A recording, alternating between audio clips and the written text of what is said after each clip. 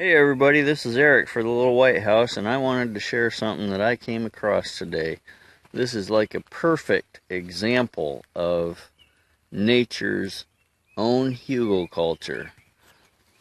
I don't know if you can see it, but around this log, the soil has built up, and as the fallen leaves have built up and turned into soil, it is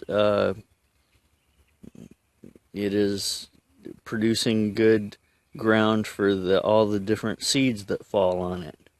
And then you have the log in the middle, and it is retaining water and then letting the water out so that those plants can survive throughout seasons of drought.